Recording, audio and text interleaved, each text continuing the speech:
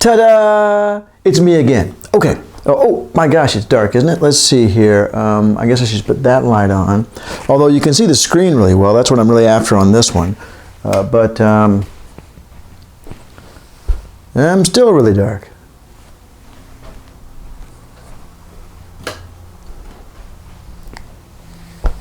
Can you see me now? Can you see me now? Okay. The second part of the extra credit assignment that will get you another 5 points added on to your final course grade. Here we go. And let's see here. Okay, yeah, everything looks good. All right. So the way I would have done this in class is very much like this. I would have handed out this sheet of paper here that says intermediate macro, and I've emailed this around now, obviously. So what I want you to do is to get this document that I emailed to you in Word so that you can fill in all the answers as we go along. So basically, we're going to work out all the answers as we do this, and you're basically going to get 5 points for having paid attention, because I want to show you how much extra stuff we can add to that Excel model, right? And I struggled with this. There's no way to do it in class. It's just too much stuff. We do have, or at least we have had, a modeling and simulation class on the books. And so if we were going to do that, then we could do this as part of the class. All right? But it's too much for an addition to an intermediate macro class. So I'm going to give you extra credit for working with me on it. And basically you're just watching me is all you're doing. I'm going to ask you questions about these various things, and if you get them wrong, that's fine. I just want to make sure that you are paying attention, all right? So, what we say here is, first we load up the model you already created for the optional assignment number 1. All right, so let me do that. I have all my models all built right here. And I want you to play this fair. To try to answer these questions before I show you the answers. Again, I don't really care if you get them wrong. I never cared if you got them wrong. I just wanted I wanted to be sure that when I went over this in class, which I can't do now obviously, but over this in class, that you were paying attention. All right, so I want you to try to keep up. So, first question that you should have on your computer there at home. It takes a period or two before it falls into a pattern. What change to the initial capital stock would cause it to take even longer? An increase or a decrease? Okay, let's have a look. Notice that it takes it a little bit there to get into that repeating pattern. Would it take it longer if we raised the capital stock or if we lowered the capital stock, the existing capital stock? All right, so not the target up here, not that target up there at 43,000. But the initial capital stock right here. What would take it longer to get into the repeating pattern? And I want you to write your answer down right now. Would it take it longer if we made this number bigger or smaller? And again, I really don't care what answer you give. I just want to know that you're paying attention, because this stuff is so interesting, and I can't wait to show you all the rest of the model. So, what if we made it 42,000, all right? We're almost already to the total capital stock. Or what if we made it 38,000, further away? What do you think it's going to be, bigger or smaller? All right, so let's try bigger. Let's try 42,000. Wow, it got into the pattern almost immediately. Let's try smaller. It's not taking a lot longer, is it? Sorry, let's do 30. Okay, it's taking a little bit longer. So, yes, if you make the initial capital stock smaller, then it takes it longer to get into that repeating pattern, because it takes it longer to reach the ideal capital stock to start with, or to get close to it, right? So the actual answer is you need to decrease it, but I don't care what you say. All right, I really, really don't. Because I want you to sort of, again, I was hoping to do this in class and have everybody sort of following along in class and filling this out. It's going to be really fun. Well, for me anyway. All right, what do you suppose would happen if we changed capital stock depreciation from the initial 12,000, oh, I'm sorry, that should be 1,200, I'm sorry, 1,200 to 0. And then once you're done, change it back to 1,200. All right, and why? So let's find out. What do you suppose would happen? Okay, first of all, let me close this without saving it because it was 40,000, wasn't it? All right, I was going to say I can't remember what it was, but actually now I can. So we're talking about changing this number right here. What if I made that 0? Is that right? Yeah. What if capital never wore out? What's going to happen? And let's find out. Well, of course, if it never wears out, then once you reach the capital stock that you want to be at, then you never have to replace anything. All right? That once, if it wears out, you build your restaurants, they're built, it's done, it's over. Right? So we end up with a very flat investment function. Now, there's a couple other things going on there, but I'm not going to worry about that. Control Z. All right. Next study question, or next free points question. Why does raising I'm sorry, let me go back to this part. Well, let me read the question first. Why does raising the rate of depreciation to 3,000 destroy the cycle? And let me show you what happens. And this is exactly the sort of thing you would do if you were trying to figure out exactly how this model was working, if it was a good model of the macroeconomy. And why is there no cycle anymore? So jot down an answer for that. I'm going to wait for a second for you to jot down an answer to why is there no cycle anymore when we raise the rate of depreciation to 3,000 every time period. $3,000 worth, or actually it's like $3 trillion worth of capital is wearing out. And have a glance at this production function column over here of how much investment, or rather, let's do this. Investment's taking place over here. We can't even produce that much. The stuff's wearing out faster than we can produce it. All right. So if you want to jot that down for your answer to number 3, that's fine. Or if you already jotted something else down, that's fine too. But again, the stuff's wearing out faster than we can replace it. So there's no cycle anymore.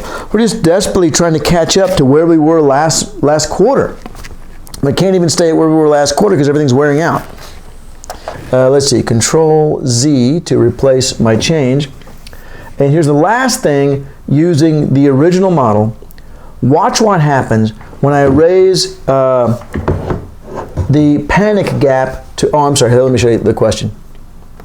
Watch what happens when I raise the panic gap to 1,000. How often do people panic? What ends up being the equilibrium level of investment? And what that number, I have no idea what I meant by that. What that number? We'll find out when I look here at the answer.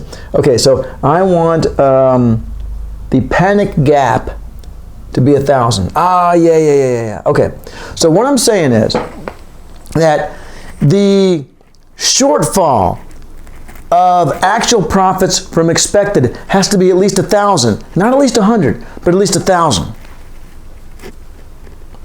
Nobody ever panics again. Panic never happens. And so as a consequence, investment ends up leveling off at 1,200. Why? Look up here, 1,200. We end up with exactly the conclusion that we would have had from the Davidson model had we not introduced the business cycle stuff, and that is that we end up at a point where the total amount of net investment quarter after quarter after quarter is 0. We reach the point of where we want to be on the capital stock, which is 43 up here. And I know that doesn't look like 43, it looks like 41.8, but look what happens when you add 41.8 to 12. It's 43. Now it's wearing out every semester. Another 1,200 is wearing out every semester, but that's all we're doing now is just replacing what's worn out. The panic gap is so huge that no one ever panics. And this is something that I discovered when I was building a system dynamics model of Keynes's business cycle years ago. I didn't understand what a big deal this was right here, the panic part. I was downplaying the role of expectations, and I couldn't get a cycle. I was working with this computer program, and this is all I got. And I thought, my gosh, why am I not getting what Keynes predicted? I didn't realize what a big deal the whole panic thing was. If you don't have the panic in there, you don't get the cycle. Let's put it back. Now you've got the cycle. So that I thought was very, very interesting, in the fact that in trying to model it, because I couldn't get the answer I expected, it caused me to go back and look at what Keynes had said originally, and I realized, oh, I put the whole thing together wrong. I never realized how important this part of it was, and it's really been driven home to me over the years since then. It was about, gosh, I don't know, what year was that? Let's see here. www.library.tcu.edu. Oh, you got to check this out. All right, this is a very useful resource. Go to databases, and what's the only topic you really care about? Economics. Econ Lit with full text. Fantastic resource. And then Harvey, there it is, Harvey John T. All right, I'm looking for a particular article that I wrote, and let's see, I'll put in the word, well, no, let me look. It's in the Journal of Economic Issues. But back when I did this paper is when I realized how I didn't really understand what Keynes was talking about. I'll put in the words system dynamics. Put in system, that might be enough. Okay, that was a recent paper I did. Well, I say recent, 2013. General theory, modeling interest rate. Aha, 2002. That's when I built this computer model of Keynes's theory, and I couldn't get it to work. And it wasn't until I realized, oh my God, the expectations are a huge part of this. And that's one of the great things about modeling, is that you can discover errors in your thinking when you are forced to write down specifically, what am I thinking here? What exactly are my assumptions? And when you're forced to do that, then you're forced to look at what it generates. And you realize that it's not generating what I thought it would generate. I must be leaving something out. Okay, great story about John Harvey. Now, let's see here. Oh, this is really fun here. Time to add more details. If this is a closed economy with no government sector, we should be able to work out total GDP from investment, given the propensity to consume and the vertical intercept of the consumption function. Column K of the new model does just that, and with GDP, we should be able to figure out employment. That is, if we have PY on the ZD diagram, we should be able to figure out N. And column L does just that. Okay, let me show you what I'm talking about. I'm going to close that. I'm not going to save any changes. Here's what I did. All right, this is new. What you guys did was up to this column right here, to column J. Then I'm like, hey, look, if you've got investment, then you can figure out GDP. And again, I based this on those U.S. economy data from 1990 to, I believe, 2015. I can't remember now. And so this is saying that GDP is about 9 trillion, all right? That if investment's at 1.2 trillion, GDP is at 9 trillion. And then, if you remember the ZD diagram, let me jot it down over here for you.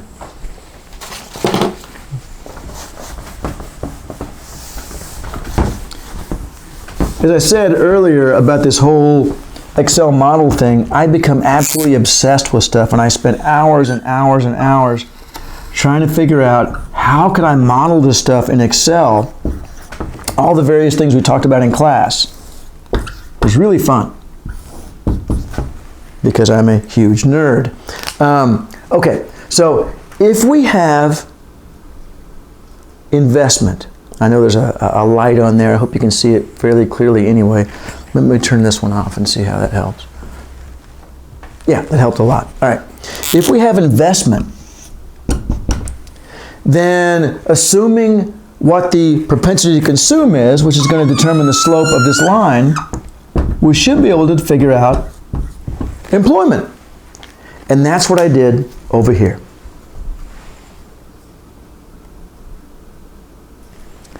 I've got investment data over here, which is essentially the intercept of the D curve.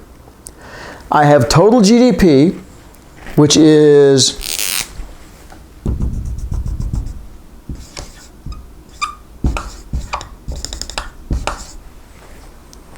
sorry, my P and PY got kind of messed up.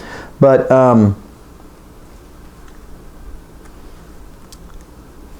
if I've got investment, then I can figure out GDP. And if I've got GDP, I can figure out employment. So I just have to make an assumption about the slope of this demand curve. I'm not going to go through all the crap that was involved in doing that part. But I am simply going to say, let's see if I got it all on there now. Pretty close. Okay. I am simply going to say that if I've got an investment, I can figure out GDP. This is the vertical intercept. This is PY. And then that's N. All right?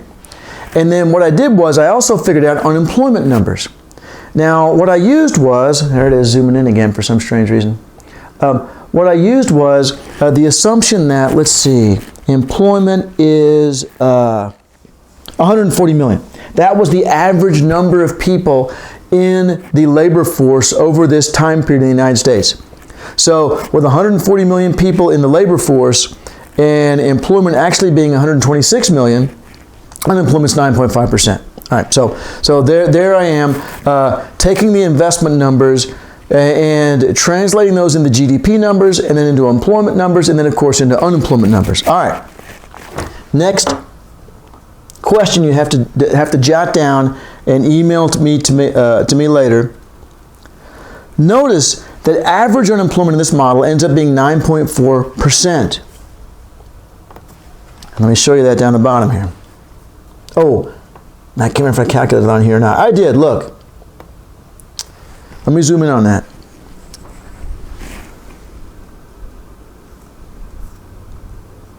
There's the average for unemployment in that column. That's a heck of a lot higher than the actual average of unemployment over that period, over like 1990 to 2014. And so the question asks you here, and again, I want you to try to write this down ahead of time. I mean, you can write it down afterwards, you'll get full credit, but I want you to think about it. Notice that the average unemployment in this period ends up being 9.4%. I happen to know that for the reference period, sorry, let me scooch it over just a tad so you can get the whole thing. Actual unemployment was 6.1 on average. What major factor affecting the D curve in the real world, which could lower unemployment, have we omitted here? So that's all we're including right there. What major factor that in the real world affects unemployment, that would lower unemployment, have we omitted? And of course, obviously, we're about to add it in. Zoom out just a little bit further. There we go. And your answer is going to be government spending. So, guess what we add next? All right? We're going to add in some government spending. And again, I don't care what you said under number 5. It doesn't matter. I just want you to work through this. Let's see. I want to know you paid attention.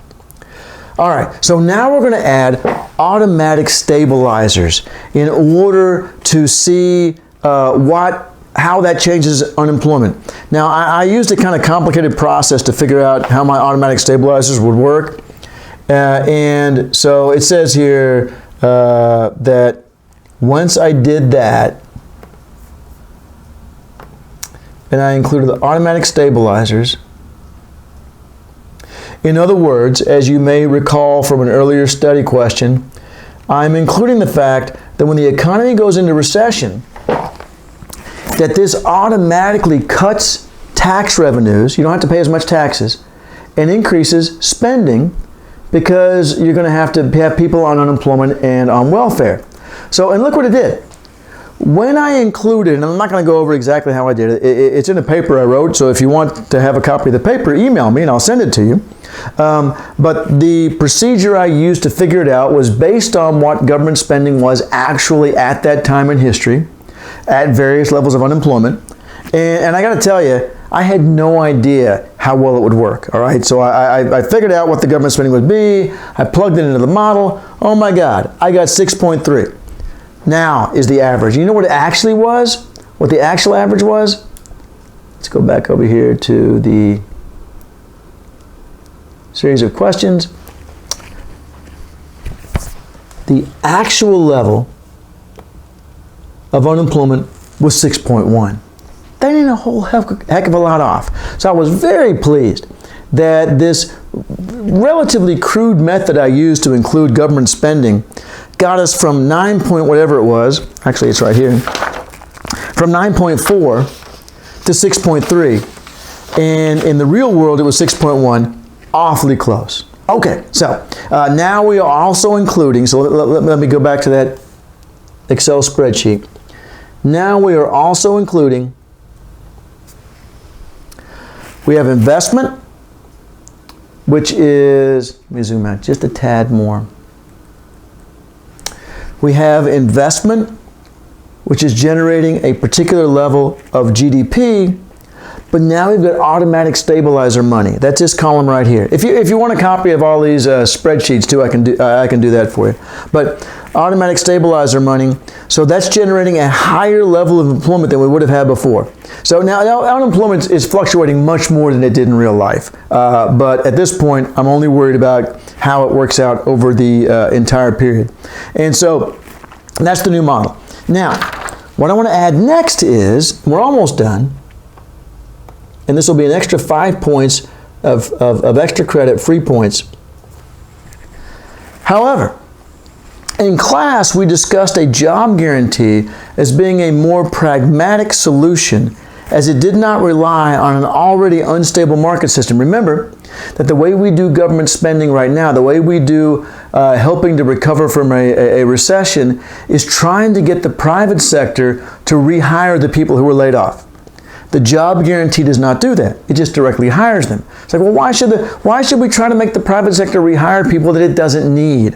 Why should we try to get Walmart to rehire people after they laid them off to create the self-checkout lane? That's fine. You know, let the private sector do what the private sector does well. But it doesn't do well high levels of employment because for the private sector, labor is a cost. All right, so we're going to supplement the private sector with a job guarantee. And let's try a couple of things associated with that. First, let's leave the automatic stabilizers as is and use a job guarantee to hire everyone who's still left, all right, who's still left over. Because remember, there was still an average of 6.3 unemployment, even when the automatic stabilizers mixed in. And let's give these people an annual salary of $50,000 a year.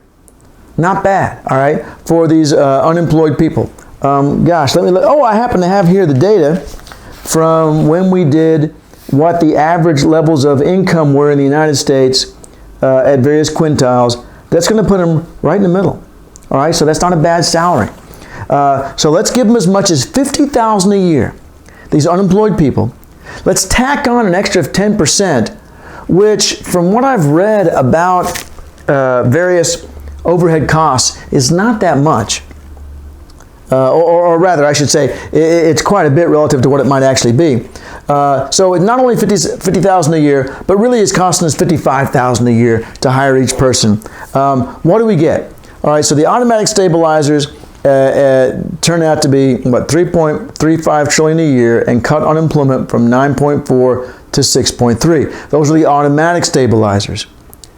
How large do you figure the job guarantee expenditures necessary to reduce unemployment? Zero will be relative to that 3.35 trillion. So once again, this is how we already do it. This is what's already included in the model. That if we have spending of 3.35 the way we do it currently, that will cut unemployment from 9.4 to 6.3. I wonder how much it would cost us to cut it to zero. By paying people $50,000 a year, which is a really good, it's a solid salary, right? Boy, it must be tremendous, right? So what I want you to do now is to predict how much relative to the 3.35 trillion, how much is it going to cost to pay the remaining unemployed people? The remaining 6.3%, $50,000 a year. And here comes the actual answer.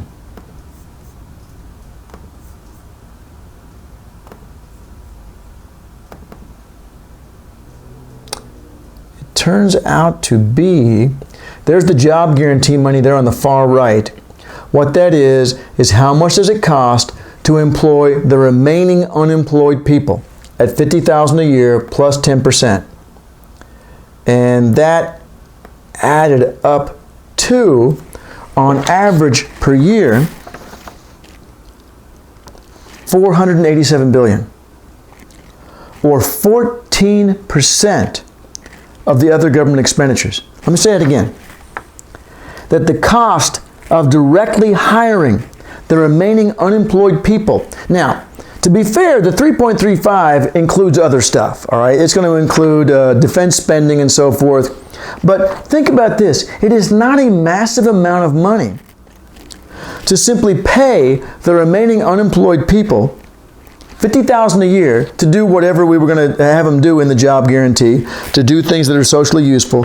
It costs not even $1 trillion, not even $500 billion, $487 billion on average, or 14% of this, to reduce unemployment from 6.3 to something closer to 0. It also doesn't count the fact that you really don't have to spend that much.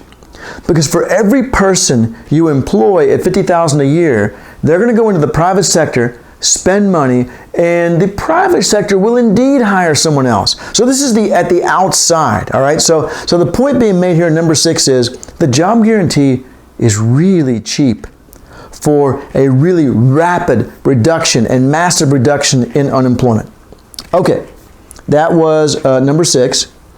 Now on number 7, let's get completely rid of the automatic stabilizers and use only the job guarantee to attack unemployment. So we're no longer trying to reduce, the automatic stabilizers reduced it from 9.4 to 6.3, and then the job guarantee cut it from 6.3 to nothing.